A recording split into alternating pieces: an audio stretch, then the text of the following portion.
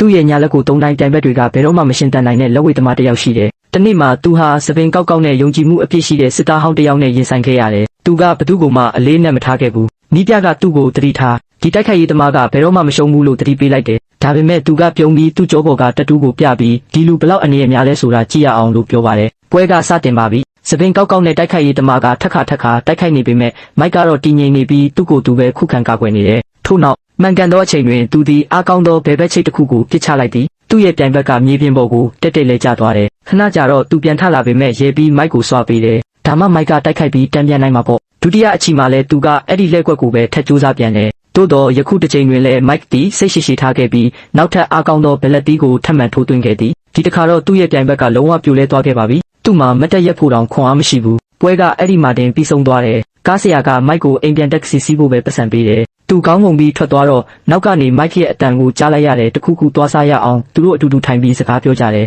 စကားဆက်မြည်ပြောဆိုနေစဉ်အတွင်းသူတို့နှစ်ဦးစလုံးတစ်ချိန်ကတူညီသောအထူးတပ်ဖွဲ့ယူနစ်တွင်တာဝန်ထမ်းဆောင်ခဲ့မှုကြောင့်သိရှိခဲ့ကြသည်သူကမိုက်ကိုမင်းကဘာလို့ဘဲဘက်လက်နဲ့အမြဲတမ်းတိုက်ခိုက်နေတာလဲလို့မေးလိုက်တယ်မိုက်ကပေါ့ပပပြုံးပြီးတိတ်ဆိတ်နေခဲ့တယ်အဲ့ဒီအချိန်မှာပဲမိုက်ရဲ့အမေကတားရီလူဆိုးတွေဆိုင်ကိုတိုက်ခိုက်နေကြတယ်လို့အော်ပြောလိုက်တယ်မိုက်ဒီချက်ချင်းပင်ဆိုင်သို့ပြေးသွားသည်လူအုပ်ကြီးအဲ့ဒီမှာစုဝေးနေကြတယ်သူ့မိကိုမြင်တာနဲ့သူ့ညာဘက်လက်ကိုကန်ရမယ့်အချိန်ရောက်ပြီဆိုတာသူသဘောပေါက်လိုက်တယ်တယောက်ပြီးတယောက်သူကလူဆိုးအားလုံးကိုလက်တီးဖြစ်အနိုင်ယူလိုက်တယ်လက်တီးချက်တိုင်းကမိုးကြိုးကဲ့သို့မြန်ဆန်ပြီးအစွမ်းထက်သည်လူတယောက်အိမ်ခေါင်မိုးပေါ်မှာရက်နေပြီးအရာအားလုံးကိုကြည့်နေတယ်ဒါပေမဲ့မိုက်မှာရက်တက်မှုအချိန်မရှိဘူးနောက်ဆုံးလူဆိုးကိုလဲကျသွားပြီးနောက်သူ့အထဲသို့အပြေးဝင်သွားသည်ပထမဦးစွာသူ့အမေဘေးကင်းကြောင်းတေချာစေခဲ့သည်ထို့နောက်သူသည်လူတယောက်ကိုစတင်မေးမြန်းခဲ့သည်အဲ့ဒီအချိန်မှာပဲတကယ်ဂိုင်းစတာဟာသူ့ရဲ့အေယာမကိုရန်တော်နဲ့အတူဝင်လာခဲ့တယ်အချိန်မဖြုံးပဲမိုက်ကသူ့ရဲ့ပထမဆုံးညာလက်တီးကိုထိုးလိုက်ပေမဲ့ကိုရန်တော်ကအလွယ်တကူခုခံလိုက်တယ်မိုက်အားတင်သွားတယ်သူကအားကုန်တုံးပြီးလက်တီးတွေအချိန်ပေါင်းများစွာထိုးလိုက်ပေမဲ့အေယာမကိုရန်တော်ကြီးကနောက်ကိုခြေလမ်းနှင်းငယ်ပဲဆုပ်ပြီးအားလုံးကိုခံနိုင်ရရှိအောင်ထိုးလိုက်တယ်